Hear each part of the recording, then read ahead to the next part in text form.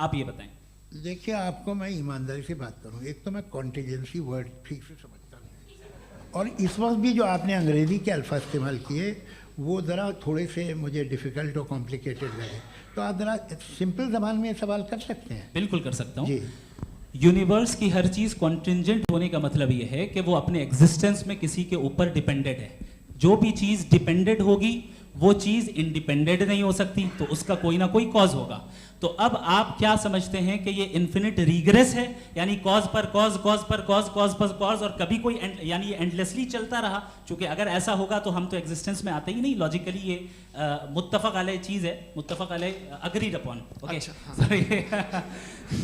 इस पे हमने एग्री किया था कि मुश्किल शब्द आएगा तो अर्थ बताना पड़ेगा। तो इन्फिनिट रीग्रेस तो पॉसिबल नहीं है, तो कहीं ना कहीं आपको रुकना पड़ेगा ऐसे नेसेसरी बीइंग पर। नहीं, कोई ज़रूरत नहीं रुकने की। किसने कहा आप रुकना पड़ेगा?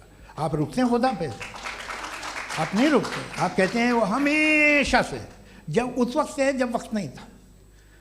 आप कहाँ रुकते हैं कि अब हुआ था वो? आप नहीं कहते। हम क्यों नहीं मान सकते कि यूनिवर्स जो है और बल्कि मल्टीवर्सेस जो है वो हमेशा से हैं, वो बनती है, बिगड़ती है। एक हमारे यहाँ एक चीज़ है, ब्लैक होल, वो समेट लेता है वापस, फिर ब्लास्ट होता है, फिर फैल जाता है। और इसमें हमारी तो खैर कोई औकात ही नहीं है इंसान की। एक छोटे से ज़र्रे पे हम 50-60 साल की उम्र रखते हैं, जो करोड़ों अरबों साल की कायनात है उसमें, और पैदा भी नहायत ही बेहुदा वजह से हुए थे। तो इसमें ये सोचना कि इसकी वजूहात और ये क्यों है, ये डिपेंडेंट है, ये हम देख रहे हैं, क्या मालूम। आप सोचिए कि ये जो फैल रही है कायनात, ये कहाँ फैल रही है, ये कहाँ जा रही है, और ये फैल क्यों रही है? अरे बना ली थी तुमने, रुको भैया, काफ़ी है। ये फैल क्यों रही है? ये और कौन सी कायनात जिसे मैं दूरबीन से देखता हूँ तो 2 बिलियन लाइट ईयर पे है, उससे मेरा कोई वास्ता ही नहीं है। 2 बिलियन ईयर यानी अगर मैं 80,000 माइल्स पर सेकेंड से चलूँ तो 20 करोड़ साल में वहाँ पहुँच जाऊँगा। इसकी ज़रूरत क्या थी? ये दुनिया, ये कायनात तो इंसान अशरफुल मखलूक़ात के लिए बनाई गई ना। तो ये सब ये टर्म समझ में नहीं आया, इसमें कोई ख़ास समझने वाली बात थी भी नहीं। ये जो अल्टीमेट कहा यह जाता है कि ये जो पूरी यूनिवर्स है, ये जो दुनिया है, ये इंसान के लिए बनाई गई। अच्छा, ये सब इंसान के लिए। क्यों साहब, सही है ना? बिल्कुल, लेकिन इसका ये मतलब नहीं कि किसी चीज के पीछे रीजन आपको नहीं पता तो रीजन नहीं है। इसे कहते हैं नहीं, मुझे नहीं पता, लेकिन मेरी जिम्मेदारी नहीं है। वो बिल्कुल सही कहा था उसने, बर्टन रसल ने। आपने उसे मजाक में टाल दिया कि भाई आप एक दावा कर रहे हैं, मैं क्यों कहूँ कि ये गलत है दावा? आप प्रूफ कीजिए, मेरे पे जिम्मेदारी ही नहीं है, मैंने थोड़ी कहा है। आप प्रूफ कीजिए कि ये सही है। आप आर्ग्यूमेंट ऑफ कंटिजेंसी का जवाब ही नहीं दे रहे हैं। पूछना चाहेंगे? आप सवाल पूछना चाहेंगे मुफ्ती साहब से? क्योंकि ये क्रॉस एग्जामिनेशन का दौर है। आप जैसे पहले बोल रहे थे फेथ को लेके कुछ, मैं ये पूछना चाहूँगा कि खुदा ने जो भी रेवोल्यूशन किए हैं, एक मज़हब के नहीं बहुत से मज़हबों में किए हैं, अलग अलग रेवोल्यूशन है। कहीं कुछ एक बातें हैं, कॉन्ट्रडिक्शन भी है आपस में, कहीं कुछ आप कर सकते हैं, कहीं कुछ नहीं कर सकते। ऐसा नहीं है कि सबकी कोड ऑफ मॉरल एक है। तो ये किस्सा क्या है? अब आप ये देखिए कि मुझे कभी कभी लगता है कि ये जो फुटबॉल फाइनल होता है, लाखों लोग होते हैं, फिर वो टीवी कवर करती, करोड़ों लोग, अगर उसमें खुदा की एक बूमिंग आवाज़ आ जाती, मैं गॉड हूँ, तो सारे लोग अभी सुन लेते और टीवी पे भी सुन लेते, किस्सा ख़त्म होता। ये इतनी राजदारी क्या है कि तुम सामने कुछ तो सबूत दे दो हमें सॉलिड। ये कह साहब ये यूनिवर्स कैसे बनी, इससे मसला क्या हल होगा? मैं पूछूंगा आपसे खुदा कैसे बना? क्यों नहीं पूछूंगा कैसे बना? बल्कि वो तो कायनात से कहीं ज़्यादा इंटेलिजेंट है, कायनात से कहीं ज़्यादा कॉम्प्लेक्स। जी वो हमेशा से है, आप कहेंगे मैं मान लूँगा। अच्छा, दोयम वो कादिर मुतलक, यानी कादिर मुतलक का मतलब ओमनीपोटेंट, वो जो चाहे कर सकता है। आपको नौकरी दिलवा सकता है, आपकी अच्छी जगह शादी करवा सकता है, आपके पड़ोसी का मुकदमा हरवा सकता है, आपको जिता सकता है, सब काम करता है। थोड़ा सा माइक क्लोज। वो इस दुनिया को चला कैसे रहा है? ये दुनिया कैसे चल रही है? आपको इस पर हैरत नहीं होती? या क़यामत के बाद कभी एक जस्टिस होगा, जब ये बच्चा मर चुका होगा, जिसकी धज्जियाँ उड़ गई बम से, इसको इंसाफ मिलेगा, तब अच्छा, अब जवाब दूं? हाँ जी, दीजिए। मैं वही इसीलिए आप ही की तरफ आ रहा था। सबसे पहले आपने रेवलेशन और स्क्रिप्चर्स की बात की, इस पे मैं बात कर सकता हूं लेकिन आज नहीं करूंगा चूंकि वक्त कम है, कभी और इस पे डिस्कस करेंगे। मैं तैयार हूं उस पे भी बात करने के लिए। ये क्योंकि अभी हमारा से topic- राउंड 2 की भूमिका तय हो रही है। Does God exist round 2? जी, चूंकि आज गॉड के एग्जिस्टेंस पे बात है तो मैं उसी के रिलेटेड जो है आपके सवालात को एंटरटेन भी करूंगा और मैं भी पूछूंगा। आपने कहा कि आपने साबित ही नहीं किया, जबकि आर्ग्यूमेंट ऑफ कॉन्टिंजेंसी बुनियादी आर्ग्यूमेंट है। आप मुझे कॉन्टिजेंसी का मतलब बताइए, आपका मतलब क्या है कॉन्टिजेंसी? कॉन्टिंजेंसी का मतलब यह हुआ कि हर वो वजूद जो किसी भी चीज का पाबंद है, हर वो वजूद या हर वो चीज जो अपने एग्जिस्टेंस में किसी भी चीज के पाबंद है और उससे बाउंड है, उसको उसकी जरूरत है, उस पर डिपेंड करती है, तो जाहिर सी बात है कि उसका कोई ना कोई कॉज होता है। ये तो अक्ल की बात है। ये आप रीजनिंग की बात करते हैं, मैं वही कर रहा हूं। दूसरी चीज आपने ये बात कही कि इतने बिलियन लाइट ईयर्स दूर है, उसका मेरा क्या लेना देना। फिर मेरे ख्याल से आपको ये नहीं कहना चाहिए I think therefore I am an atheist. आपको सोचना चाहिए, सिर्फ आप एक लिमिटेड दायरे में रहकर नहीं सोचें बल्कि बाहर निकलकर सोचें। आपने तीसरा सवाल किया, आपने सर, 2-3 सवाल एक ये साथ किए। ऐसी बातें ना कीजिए, कुछ लोगों को इतराज हो जाएगा आप पे कि आप कुछ भी सोचिए। ये इजाज़त आपको है नहीं, मुझे है।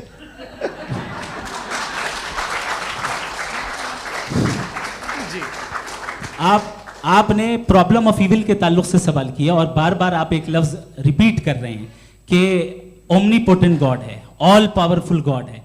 यही तो दरअसल समझना है कि गॉड का कॉन्सेप्ट क्या है। प्रॉब्लम ऑफ इविल जो है, प्रॉब्लम ऑफ इविल दर हकीकत 2 असम्पशंस पर कायम है।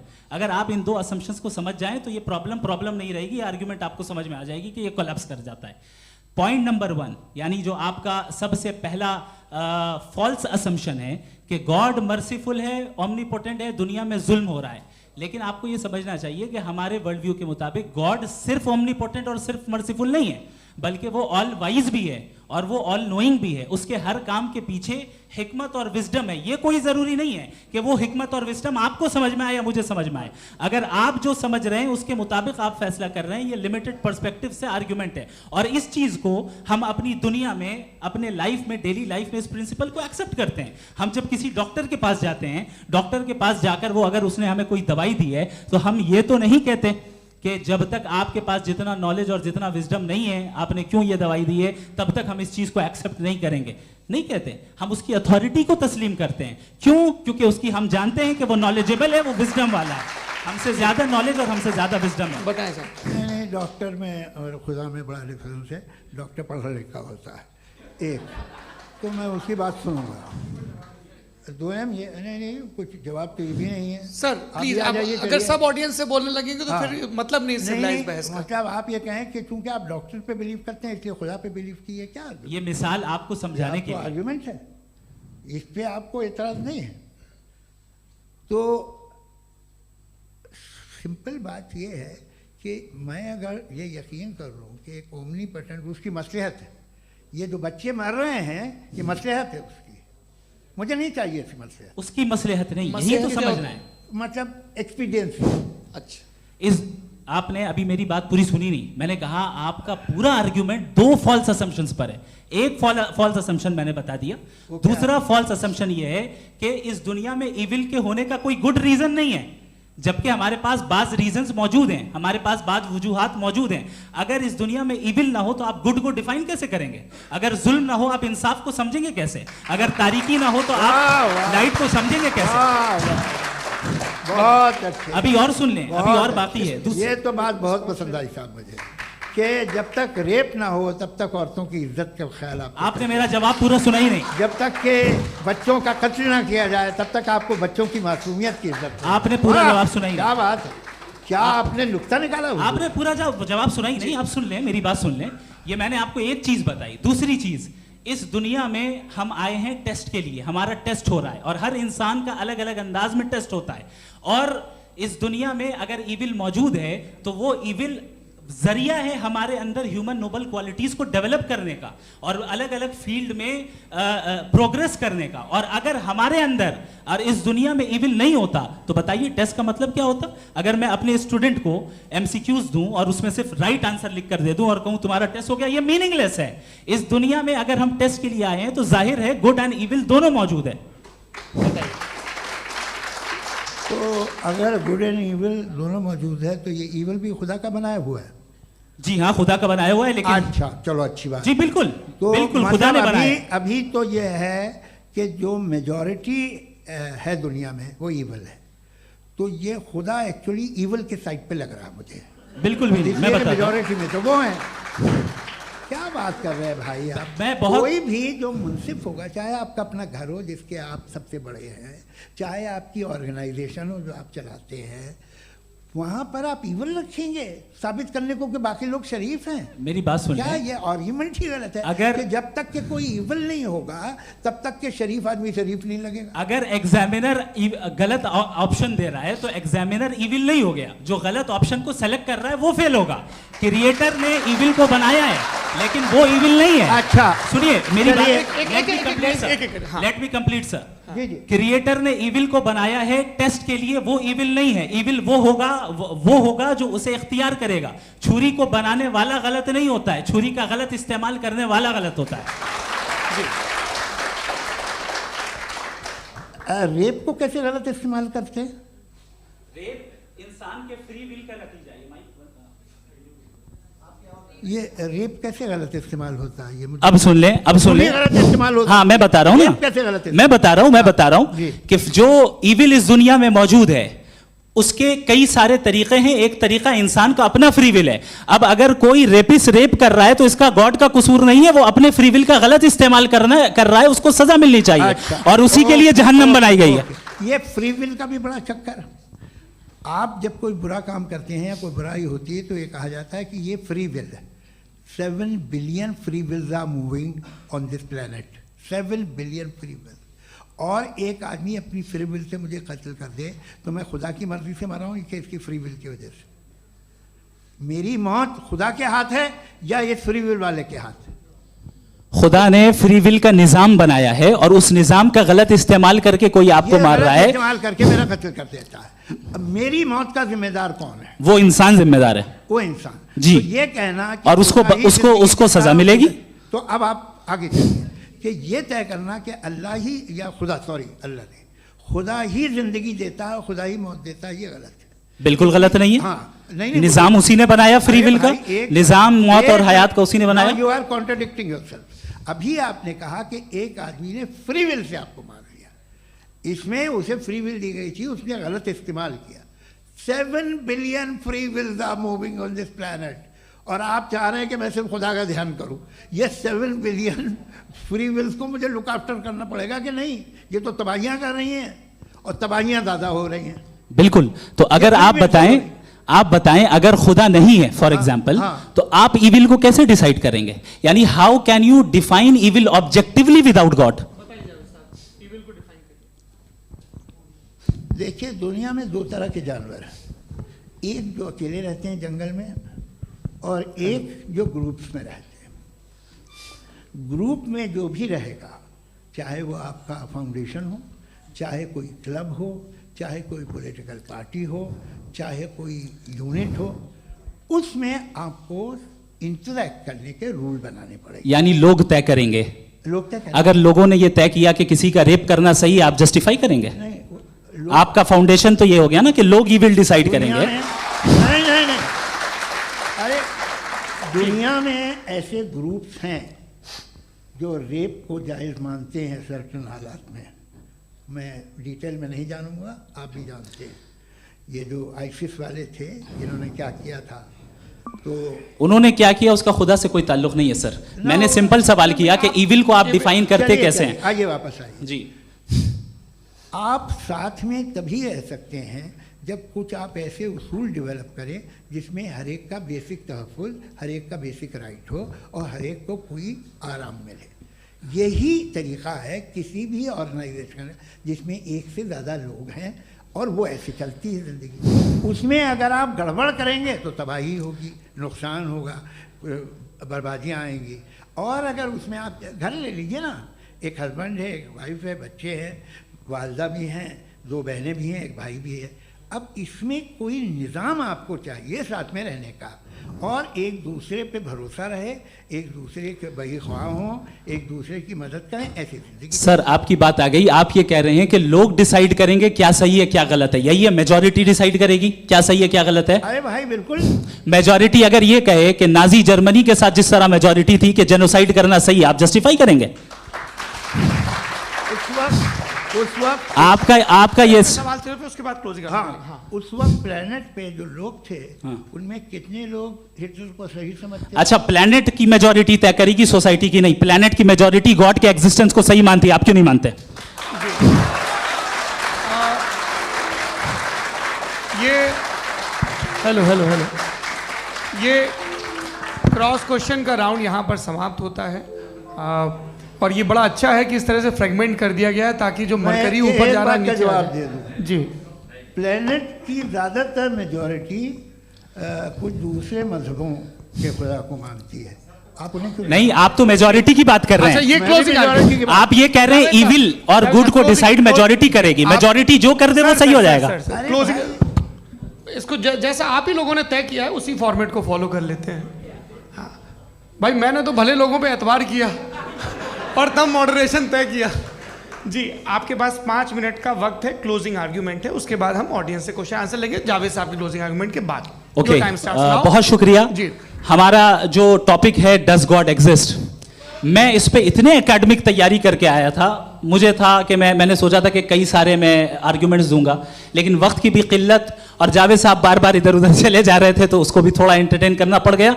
डज गॉड एग्जिस्ट पे मैं एक ही आर्ग्यूमेंट दे पाया, आर्ग्यूमेंट्स बहुत हैं और डेफिनेटिव आर्ग्यूमेंट्स हैं, और मेरे आर्ग्यूमेंट को किसी एक राउंड में भी इन्होंने एंटरटेन नहीं किया और रेफ्यूट नहीं किया, एक राउंड में भी नहीं, एक राउंड में भी नहीं। और ना ही अभी आपका क्लोजिंग आर्ग्यूमेंट आएगा, नहीं, वो बता देना। Argument of contingency sir. अरे मैं आपसे कई बार कह चुका हूं कंटिजेंसी का मतलब अब मैं कैसे समझाऊं आपको? आप और कितने आसानी से समझाऊं मैं, मुझे तो नहीं समझ में आ रहा है। आप अपनी आर्ग्यूमेंट ऑफ कंटिजेंसी उर्दू में बोल सकते हैं। हाँ, आप अपनी बात पूरी कर लें जी, आखिरी 4 मिनट। दूसरी चीज, just a minute please ma'am, can I talk? दूसरी चीज ये है कि आपने एक तो इसका जवाब नहीं दिया, दूसरा आपने गॉड के ना होने पर कोई डेफिनेटिव आर्ग्यूमेंट नहीं दिया, सिर्फ मजहब पे बात कर रहे हैं आप। मजहब तो आज हमारा टॉपिक ही नहीं था, आज तो हमारा टॉपिक हो, आप मजहब से ले लेकर आईएस तक चले गए। भाई हमारा क्या ताल्लुक है उससे? We condemn them. और उसका गॉड से क्या ताल्लुक है? अगर कोई गलत काम कर रहा है, किसी ने किसी को कत्ल किया, किसी ने किसी का रेप किया, उसको सजा मिलनी चाहिए। और आपके पास कोई भी rational strong foundation of morality नहीं है। आपने कहा कि मेजॉरिटी तय करेगी सोसाइटी की, वो सही होगा। मैंने कहा हिटलर को फिर आप सही कहेंगे, नहीं, प्लैनेट की सोसाइटी की मेजॉरिटी तय करेगी। तो प्लैनेट की मेजॉरिटी गॉड के एग्जिस्टेंस को मानती है, आप कह रहे हैं ये रिलीजियस है। तो यानी आपके पास कोई स्ट्रॉन्ग फाउंडेशन नहीं है ऑब्जेक्टिव मोरालिटी का। ऑब्जेक्टिव मोरालिटी का अगर कोई फाउंडेशन है तो वो सिर्फ गॉड है, गॉड है, गॉड है। थैंक यू जी। ये मुफ्ती शमाइल नदवी साहब का क्लोजिंग आर्ग्यूमेंट था। अब हमारे पास जी ये बड़ा अच्छा है कि दोनों लोगों को मॉडरेटर से शिकायत भी और बोल रहे भाई हमारी शाबाशी भी तो करते चलो। अब मेरी बात जी, आपके पास जावेद अख्तर साहब 5 मिनट का वक्त है, ये आपका क्लोजिंग आर्ग्यूमेंट है, टाइम रीसेट कर दें जी। देखिए, बहुत सारी बातें हैं। गॉड का डेफिनेशन दुनिया के किसी भी रिलीजन में है कि वो ओमनीपोटेंट है, ओमनीप्रेजेंट है, he is just, he is kind, he loves you and so on. मैं जब दुनिया देखता हूँ तो मुझे कोई ऐसा सुप्रीम पावर यहाँ दिखाई नहीं देती है जो इंसान की बहबूदी के लिए कुछ कर रही हो, कमज़ोर को बचा रही हो, मदद कर रही हो, जालिम को पीछे हटा रही हो। मैं नहीं देखा, तारीख़ में नहीं। एक तो अगर है और ये देख रहा है तमाशा, तो उसका होना न होना बराबर है। दोयम ये कि ये जो है, जब आप ये कहते हैं कि कायनात जिसकी कंटिजेंसी है, मैं देखिए वो लफ्ज़ इस्तेमाल किया मैं, तो ये कैसे हो सकती है भाई? और फ़ौरन आप सरेंडर कर देते हैं कि जाहिर है कि इसका बनाने वाला तो इससे 10,000 गुना था कॉम्प्लिकेटेड होगा। उस पर आपके होने पे कोई इतराज़ नहीं है। उसे वो टाइमलेस है, वो पहले से था, टाइम तो बहुत बाद में आया, ये सब आप मानने को तैयार है, जिसका आपके पास कोई सबूत नहीं, आपके पास कोई रीज़न नहीं है। आपकी तारीख क्या है मज़हबों की, बिलीफ की, जो खुदाओं का बिलीफ है, ये कॉन्स्टेंटली गलत साबित होता रहा है। मतलब आप कहें कि अरिस्टोटल के ज़माने में तो सब जाहिल थे, वो भी इतने ही यकीन से खुदा पे यकीन रखते थे, जो अब नहीं रहा, ये भी नहीं रहेगा, आप लिख लीजिए। और इसके आसार आपको दुनिया में दिखाई देना शुरू हो चुके हैं। ये बहस क्या आज से 100 साल पहले इस तरह हो सकती थी? यहाँ तक तो आपको हम ले आए हैं। तो सर अरे इनको मदद की ज़रूरत नहीं भाई, ये सेल्फ सफिशिएंट आदमी है, आप क्यों इनकी मदद कर रहे हैं? Sir please. तो ये जो है तमाम बातें अपनी जगह हैं। ये एक पैकेज है। आप अकेले, कोई आदमी ऐसा नहीं जो सिर्फ गॉड को मानता हो, उसके साथ बहुत पैराफर्नेलिया आता है, अलग अलग पैराफर्नेलिया आते हैं। They have always created chaos in the society. मैं तो आपको सीधा ऑफर देता हूँ कि दुनिया में 10 इम्पॉर्टेंट बिलीव्स है। आप एक मानते हैं, 9 नहीं मानते, 9 में आप एथियस्ट हैं, 9 को आप बिल्कुल रीजनेबली मेरी तरह देखते हैं। तो 90 मजहबी आदमी भी 90% एथियस्ट है, वो दूसरे खुदा नहीं मानता, एक खुदा मानता है अपना वाला, बाकियों को कहता है गलत है। अगर आप मानना ही बंद कर दें तो आपका 10% चांस है कि आप सही हैं और 90% चांस है कि आप गलत हैं। मेरा मशवरा है आप मानना छोड़ दिए तो 50% चांस होगा कि आप सही हैं और 50% चांस होगा, 40% आप गेन करेंगे बाय बिकमिंग एन एथियस्ट।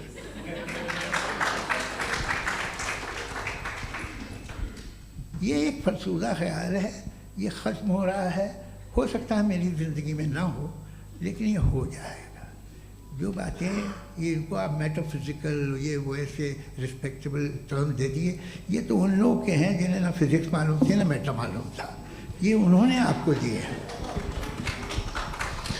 जी बहुत शुक्रिया आप दोनों लोगों का। और अब इस बातचीत का आखिरी राउंड शुरू होगा, डज गॉड एग्जिस्ट की ये बहस मुफ्ती शमाइल नदवी और जावेद अख्तर साहब के बीच। आप लोग अपने अपने हाथ ऊपर करेंगे, मैं यहाँ से तय करूँगा। और माइक हमारे पास है क्या? एक ही माइक है ऑडियंस के लिए? 2 माइक है, एक इस तरफ एक इस तरफ, ठीक है। तो जी सबसे पहले हमारी सहयोगी हैं मारिया शकील जी, पूछिए सवाल। थोड़ा सा रुकेंगे ताकि कैमरे का फ्रेम आप पर आ जाए, आपकी तो प्रैक्टिस है टीवी की। जी नदवी साहब, मैं खुदा को मानती हूँ, पहले मैं इसी प्रमाइस से शुरू कर रही हूँ और ये बता रही हूँ आपको, मैं मानती हूँ। लेकिन कुछ सवाल हैं जो जावेद साहब ने उठाया, उसका जवाब आपको देना चाहिए। पहला सवाल ये कि गज़ा में सालों से छोटे बच्चे मर रहे हैं, वो उनको, अगर खुदा मर्सीफुल है, हम मानते हैं कि अल्लाह ताला में बहुत ताकत है, तो वो बच्चे क्यों मर रहे हैं? दूसरी बात ये कि अगर कंटिजेंसी की जो आप बात करते हैं, पूरे मुस्लिम ममालिक मिल करके भी उन गज़ा के बच्चों को क्यों नहीं बचा पा रहे हैं? क्योंकि अगर वो चाहते, क्योंकि अल्लाह ताला उन पर हुकूमत करते हैं, सब पर हुकूमत करते हैं, तो वो उनको क्यों नहीं बचा? जी थैंक यू वेरी मच। बहुत अच्छा किया आपने इस चीज़ को जिक्र कर दिया, मैं इसको और अच्छे से एक्सप्लेन करने की कोशिश करता हूँ। देखें, जहाँ तक आपने कहा कि गज़ा के बच्चों को मारा जा रहा है, देखिए 2 वर्ल्ड व्यू है, एक एथिस्टिक वर्ल्ड व्यू, एक थीस्टिक वर्ल्ड व्यू है। बच्चे मर रहे हैं दोनों वर्ल्ड व्यू में, लेकिन हमारा वर्ल्ड व्यू कह रहा है कि रिकॉम्पेंस है, ये कह रहे हैं कि उनका मरना बेकार जाने वाला है, कोई उसका रिकॉम्पेंस नहीं है, चूंकि इनके यहाँ आखिरत और अल्लाह का कोई तसव्वुर या गॉड का कोई तसव्वुर नहीं है। आपने ये सवाल किया कि गॉड मर्सीफुल है, क्यों नहीं रोकता? ये मैंने बताया कि ये मिसकंसेप्शन है लोगों के दरमियान कि गॉड को सिर्फ मर्सीफुल और ओमनीपोटेंट समझते हैं। गॉड के सिर्फ यही 2 एट्रीब्यूट्स नहीं हैं, गॉड के कई सारे एट्रीब्यूट्स हैं, उनमें से अल हकीम भी है, उनमें से ऑल वाइज भी है, ऑल नोइंग भी है। लिहाजा अगर इस दुनिया में किसी को तकलीफ आ रही है और गॉड उसको नहीं रोक रहा है, वो इसलिए नहीं रोक रहा है चूंकि इंसानों को फ्री विल दिया गया है। ठीक इसी तरीके से अगर एक डॉक्टर किसी छोटे बच्चे को इंजेक्शन लगा रहा है, उसे तकलीफ पहुंच रही है, उसके लिमिटेड पर्सपेक्टिव के एतबार से ये गलत हो रहा है और डॉक्टर बुरा है, लेकिन जब आप ब्रॉडर पिक्चर को देखेंगी, आपके और हमारे पास सिर्फ एक पिक्सल है, हमें इतना नजर आ रहा है कि गजा में कत्ल हो रहा है, लेकिन इसके पीछे कितना रिकॉम्पेंस उनको मिलने वाला है, पूरा पिक्चर गॉड के पास है। तो एक पिक्सल से आप पूरे पिक्चर को कभी भी जज नहीं कर सकती। आप इसमें कुछ जोड़ना चाहेंगे? आपको कुछ बोलना है इसमें? भैया आपने बहुत अच्छा जस्टिफिकेशन दिया। या आप वो जो वहाँ के प्राइम मिनिस्टर इजराइल के उन्हें भेजिए, वो बहुत खुश होंगे।